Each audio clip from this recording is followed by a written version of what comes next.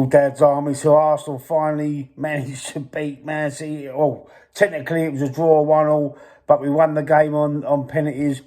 4-1 victory on penalties there. I mean, Man City's penalties weren't taken too well. De Bruyne hitting the crossbar and Ramsdale saving and making a great save and Arsenal scoring all their penalties, not needing to take the fifth one and winning 4-1 on penalties in the Community Shield at Wembley.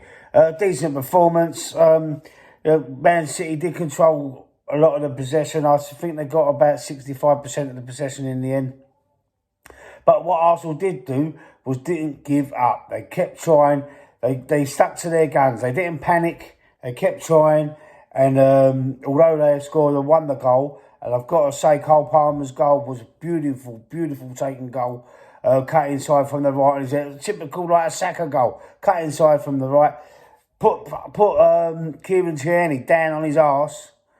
And with his left foot, top bins, left corner. And scored a wonderful, world-class goal. But, you know, Arsenal didn't give up. They didn't get their heads down. They carried on going. There was quite a lot of injury time. But the injury time is now going to be like that. The injury time is going to be 30 seconds for every sub, 1 minute for every goal. You know, and so there's time there before any other injuries happen. So that 11 minutes or 8 minutes or whatever it was of injury time, before we got that luckily deflected equaliser from Trossard, that was justified, and in the penalties and we win it. But this is going to give us a good mentality, good bit of confidence going into knowing that we can beat Man City. We haven't beaten them. We've never beaten them before this game for 8 games. So this was the 9th attempt to try to beat Man City, and we finally, although technically it was a draw, as I said just now, we did win the game on penalties. So I thought it was a great performance by Thomas Partey. He had a good performance. Julian Timber had a good performance. I think Saliba pocketed Haaland. Haaland was pretty quiet, but that was thanks to Saliba. There was a little bit of a erraticness every now and again from Gabriel, but I think he still played very well as well.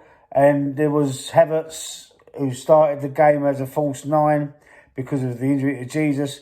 I was a bit disappointed with his performance. He missed a couple of chances which a deadly striker would have finished.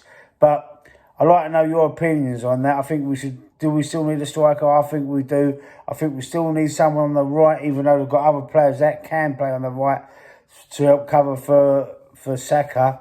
But to have a strong chance of winning this league and going the distance or as far as we can in that Champions League and winning the cup, we need to do something this season. We definitely need to win something, albeit the FA Cup, the League Cup. We need to win something else. The Champions Shield little plate thing we won yet or Community Shield, sorry, I should say, doesn't really mean a lot. It's not really prestigious, but it's still something, and it's still City that we beat.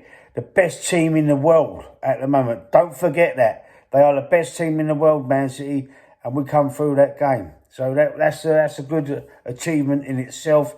Let me know what you think in the comments below. Do you think we need the right winger to help push Saka and you know to help give him competition for that right hand side and cover?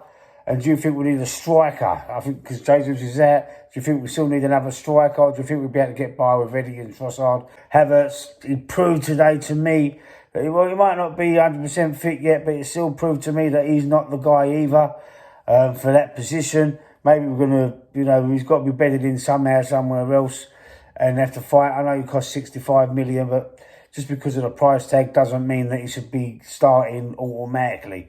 Everyone's got to fight for their place. Everyone has got to fight for their place. So we need to have a couple more signings, I'll say. David Raya is imminent, so that's competition for Ramsdale.